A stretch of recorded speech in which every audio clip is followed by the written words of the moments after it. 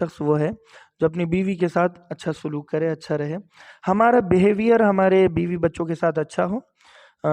باضابطہ یہ دیکھا جاتا ہے کہ بعض لوگ جماعت میں جاتے ہیں تو وہاں پر بیہیویئر اچھا ہوتا ہے، مقامی ساتھیوں کے ساتھ بیہیویئر اچھا ہوتا ہے، اور بیوی بچوں کے ساتھ ہمارا بیہیویئر خراب ہوتا ہے۔ صرف یہ میں جماعت میں جانے والوں کی بات نہیں کر رہا ہوں، بلکہ وہ لوگ بھی جو دین سے جڑے ہوئے ہیں، چاہے وہ کسی بھی تنظیم سے، تحریک سے جڑے ہوئے ہو، چاہے وہ جمعیت شاہ ولی اللہ ہو، جمعیت علماء ہو، یا دعوت و تبلیغ ہو، یا خادمین امت ہو، یا پھر کوئی بھی جماعت ہو، تو ان لوگوں کو یہ دیکھا جاتا ہے کہ وہ پیش رہتے ہیں اپنی تنظیم کو کریڈٹ دلانے کے لیے، کہ اگر کہیں پر پانی بانٹنا ہو، اور کہیں پر پارکنگ کا نظم کرنا ہو، اور کہیں پر فروٹ بانٹنا ہو، کہیں پر کسی اور کی خدمت کرنا ہو، تو اپنی تنظیم کے لیے جان دے دیتے ہیں۔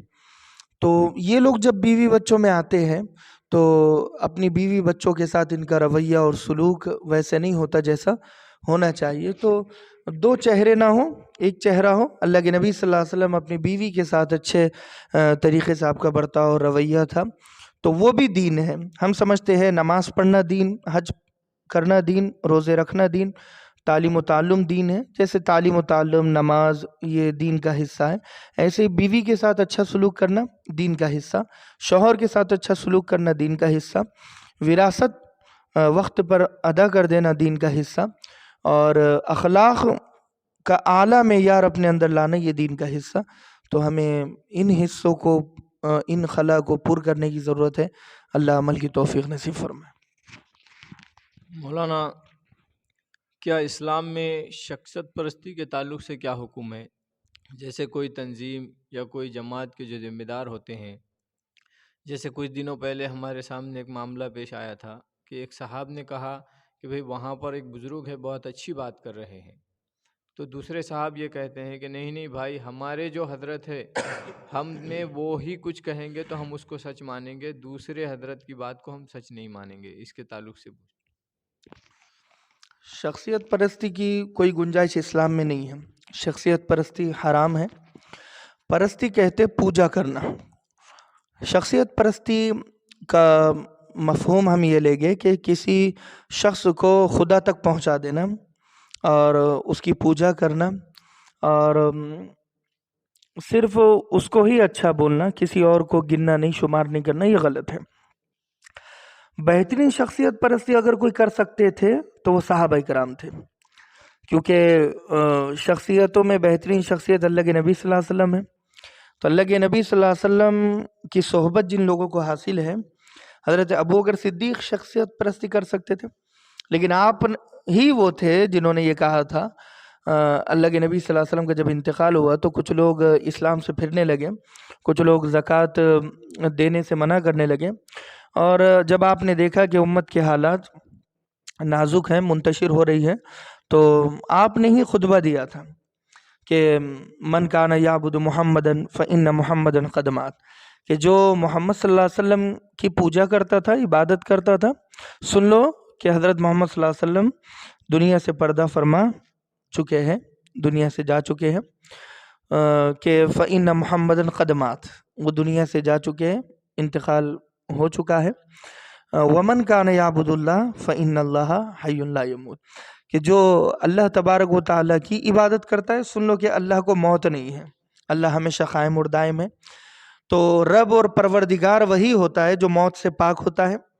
تو آپ یہ بتانا چاہ رہے تھے کہ اللہ کے نبی کا دنیا سے جانا، اس کا مطلب یہ نہیں ہے کہ اسلام ختم ہو چکا ہے اور اب نماز پڑھنے کی کوئی ضرورت نہیں، زکوٰۃ دینے کی کوئی ضرورت نہیں، اور سچ بولنے کی کوئی ضرورت نہیں۔ اب جہاں سے ہم جہالت سے شروع ہوئے تھے وہیں جہالت پر ہمیں جانا ہے، پھر ہمیں بیٹیوں کو زندہ زمین میں دفن کرنا ہے، زکوٰۃ نہیں دینا ہے، زنا کرنا ہے، شخصیت پرستی کرنا ہے، بت پرستی کرنا ہے، جو بھی ہو، جتنے بھی بت اس زمانے میں تھے، خواہشات کے، شہوات کے، شبہات کے، اب وہ پوجا پر ہمیں واپس ریورس آ جانا ہے۔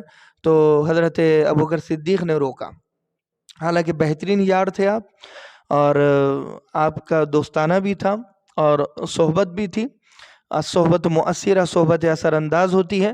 آپ چاہتے تو سب سے زیادہ بڑھ چڑھ کر شخصیت پرستی کر سکتے تھے، لیکن آپ نے پیغام دیا شخصیت پرستی نہیں کرنا ہے بلکہ خدا پرستی کرنا ہے، بلکہ اللہ کی عبادت کرنا ہے. کسی اور کو، حضرت علی کو اللہ تک پہنچا دینا غلط، حضرت محمد صلی اللہ علیہ وسلم کو اللہ تک پہنچا دینا غلط.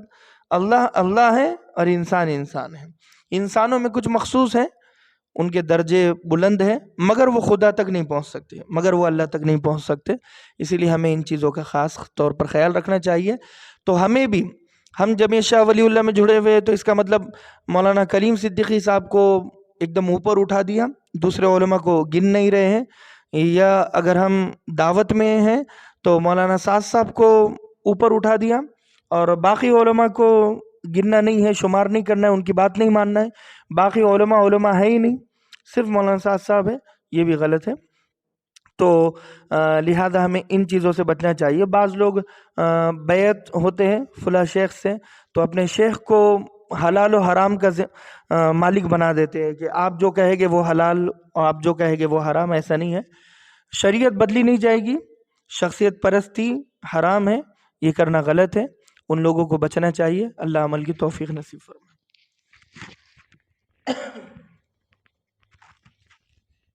انٹرنیٹ پر ملحدین کا فتنہ کیا ہے، یہ اس کے بارے میں؟ اصل میں انٹرنیٹ پر فتنہ الحاد تیزی سے بڑھ رہا ہے. یعنی ایتھیسٹ لوگوں کو بنایا جا رہا ہے، لا مذہب بنا دینا، لا دینیت بنا دینا کہ اب تمہیں کسی کو فالو کرنے کی ضرورت نہیں ہے. یہ سب سے بڑا فتنہ ہے کہ اللہ کو خدا مت مانو. کوئی خدا نہیں ہے، کوئی رسول نہیں ہے، کوئی پیغمبر نہیں ہے. کسی قرآن کو، کسی کتاب کو فالو کرنے کی کوئی ضرورت نہیں ہے. کسی تنظیم، تحریک اور شخصیت کو فالو کرنے کی کوئی ضرورت نہیں ہے.